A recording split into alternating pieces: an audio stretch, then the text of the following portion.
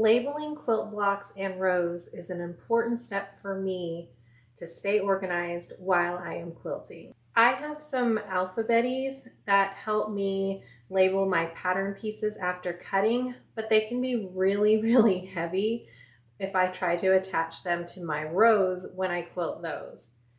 I have actually been eyeing some labeled pins to purchase to help me keep my rows organized, but they can be really pricey. So I actually came up with a way to make my own pins. Let me show you. Isn't that so cute? They came out really adorable. And the fun thing is that you could use any pins you want to make these. You can use some fun butterfly ones or some flowers, whatever you would like to make them fit something that makes you happy.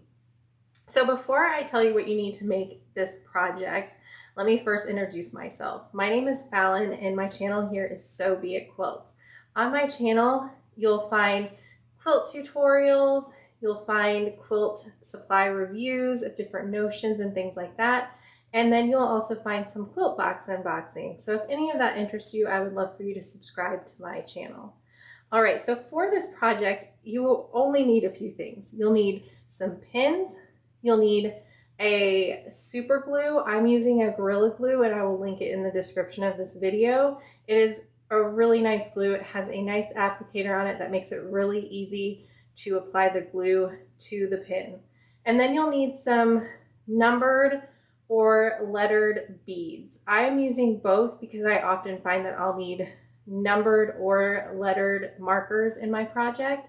So you can often find those packs together and I'll link some of those in the description below as well. So let's jump in and get started on this quick project. Okay, so to make one of these markers, I take my Gorilla Glue, and this has a brush on it, which makes it so much easier, I think. And I put a drop of glue right on the metal needle, right up against the ball on the top of this needle. And I found that this is easier because then if I put the glue on the bead and press it up against there, the glue goes all the way up the needle and you can't really clean that off.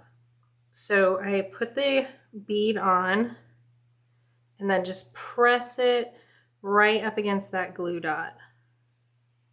And I hold it there for a little bit.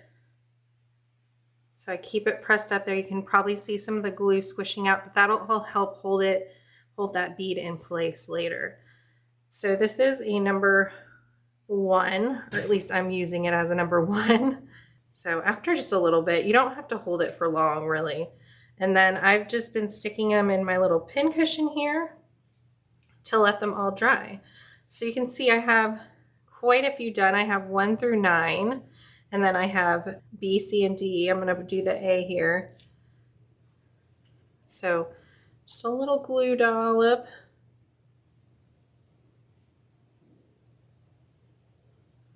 It really is quite easy to make these, and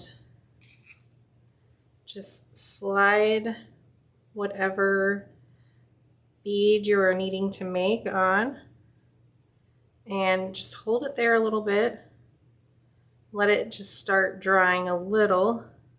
The Gorilla Glue dries pretty fast.